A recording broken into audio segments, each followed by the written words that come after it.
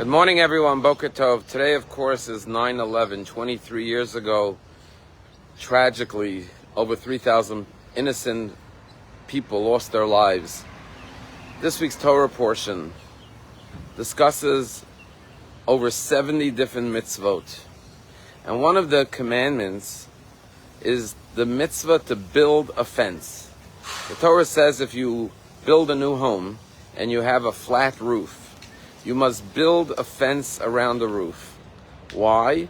To prevent, God forbid, that somebody should fall off the roof and get injured on your property. And this mitzvah is not just about roofs, it's about all safety measures that are necessary on your property or in life in general to make sure that no innocent blood is spilled as a result of your property or your lack of precautions. And there's a mitzvah to build this fence, and there's a special blessing you make when you build a fence on your roof. But when the Torah talks about the person potentially falling off your roof, and the Torah says, do not allow innocent blood to be spilled on your property, the Torah says, Ki yipol hanofel mimenu, lest the fallen one falls off your roof.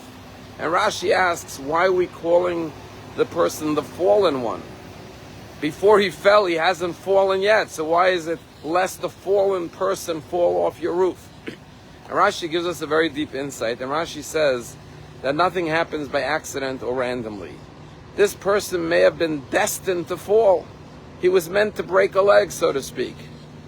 But it should not happen on your property. If God determined that someone needs to fall and get injured, it should not come about through your property. Because God allows good things, merits, to happen through meritorious people, and unfortunate circumstances happen through people who are not meritorious. And you should always be a vehicle and a conduit for good. You should say, God, I want to be a force of good in this world. I want good things to happen as a result of my deeds, but never anything harmful or negative should occur to anyone through me.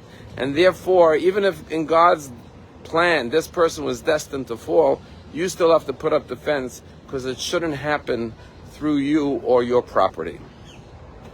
And as we remember the tragic events of 9/11, the lesson on the simple level is very obvious, that we have to take all the precautionary measures to make sure that terrorism can never occur again.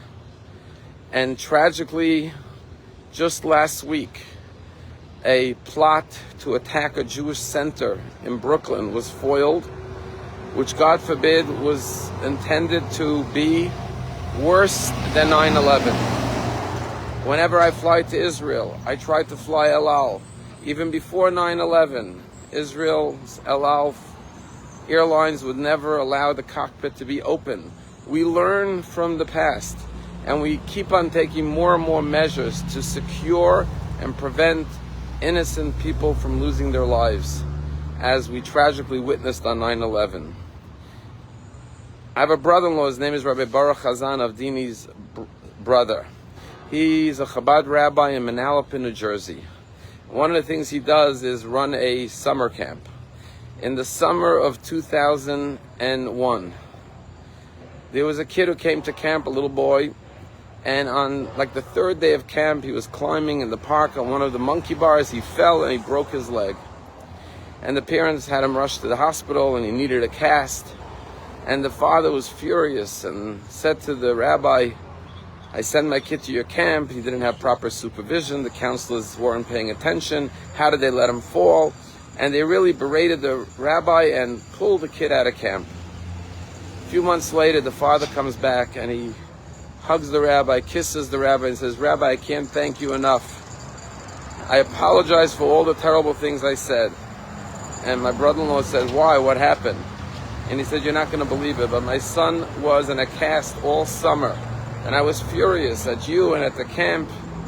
And his whole summer was ruined. He was on crutches. He couldn't run. He couldn't play. He couldn't enjoy his summer.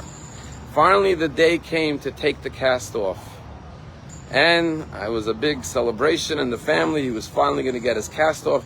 And I decided I was going to take off from work that morning and go with him to the doctor and be there for him when he finally gets his cast off. As I was in the doctor's office, we heard the tragic news that the planes crashed into the Twin Towers. You see, Rabbi, I work on the 78th floor of the Twin Towers. Had I not been there with my son taking off his cast, God forbid, I wouldn't be here today. It was all because of that broken leg at your camp that I am alive, and therefore I can't thank you enough. Sometimes we think something in our life is happening that's negative. We have to have the faith and the confidence that it will all be for the good, and be able to trust that Hashem has a plan for each and every one of our lives. And God willing, only good things should occur to us and through us. Have a wonderful day.